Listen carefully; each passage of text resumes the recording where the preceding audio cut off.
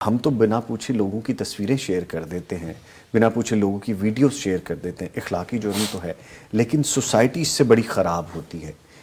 ہمیں بتائیے گا یہ کتنی بری بات ہے اور ہمیں کرنا کیا چاہیے، اصل میں اس سے بچنا کیسے چاہیے اس طرح سے عمل سے؟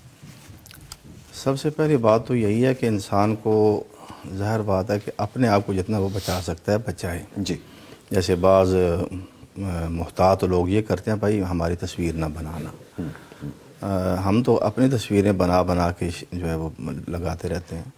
تو اول تو جہاں بھی انسان جائے، جہاں وہ سمجھتا ہے کہ یہاں میری کوئی تصویر بنا کے وہ آگے پھیلا دے گا تو اس کو وہ روک دینا چاہیے۔ سب سے پہلی بات ٹھیک یہ ہے۔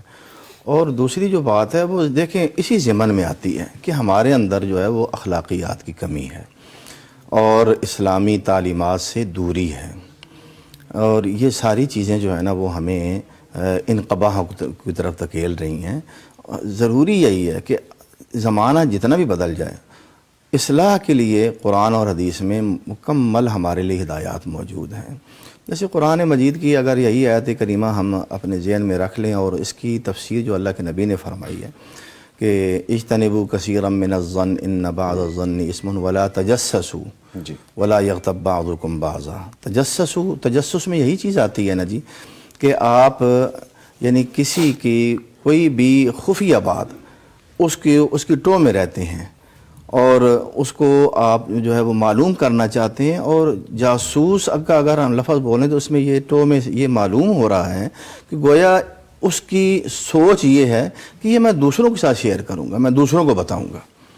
تجسس میں یہی چیز ہے نا۔ جاسوس کس کو بولتے ہیں؟ جو کسی کے لیے کچھ کرتا ہے، آپ کے خفیہ باتیں، کوئی بھی خفیہ راز، خفیہ معاملات وہ کیوں معلوم کر رہا ہے؟ تاکہ وہ کسی دوسرے کو بتائے۔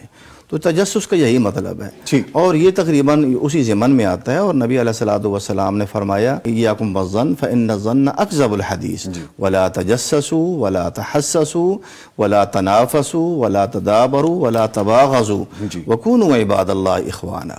یعنی یہ اسلامی اخوت جو ہمارا باہمی اعتماد ہے نا جی، اس کو جو ڈیمیج کرنے والی چیزیں ہیں وہ یہ ہیں: نمبر 1 کہ بدگمانی، نمبر 2 جاسوسی، کسی کے عیبوں کو تلاش کرنا، کسی کے ویک پوائنٹ کو تلاش کرنا، اس کے لیے کوشش کرنا، تگ و دو کرنا۔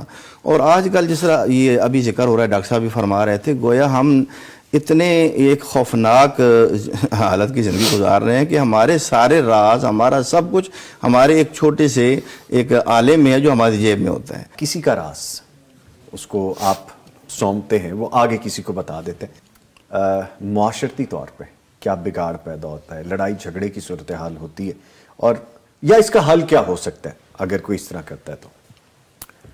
دیکھیں جی، سب سے پہلے تو ان چیزوں کے لیے سب سے پہلے ہمیں اپنے معاشرے کے جو بنیادی چیزیں ہیں اس کو سمجھنا پڑے گا۔ یہ کوئی ہمارا معاشرہ جو ہے وہ ان چیزوں کو آپ وہاں پر لوگ عمومی طور پہ بڑے افسوس کے ساتھ کہنا پڑتا ہے، یہ تو پہلے ہی ٹو میں رہتے ہیں کہ کسی کی کوئی بات پتہ چلے اور اس کو ہم جو ہے وہ کسی طرح سے دیکھیں کہ کس طرح سے کسی کو ڈی فیم کیا جا سکتا ہے۔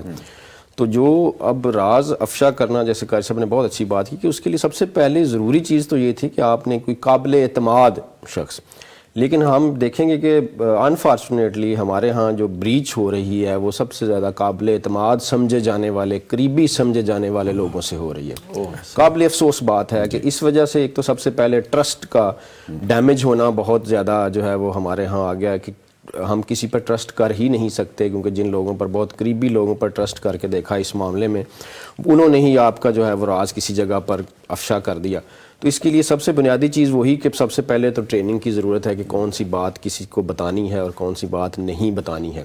بعض اوقات لوگ بچوں کو جو ہے وہ اکیلے، کسی کو ہماری ایک فیملی میں تھے تو وہ بیٹے کو اکیلے نہیں بھیجتے تھے کسی کے گھر میں، ساتھ اس کی بہن کو بھیجتے تھے، تو وہ اس کے پیچھے فلسفی یہ تھی کہ یہ گھر کی بہت ضروری چیزیں یہ تک بتاتے ہیں کہ کتنے پیسے ہیں اور کہاں پڑے ہوئے ہیں، ریلیٹیوز کو بھی۔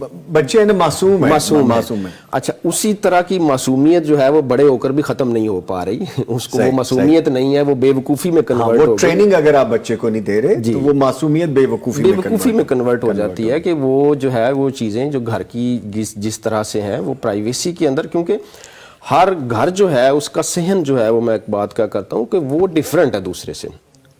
اور اس کو پروٹیکٹ کرنا ضروری ہے.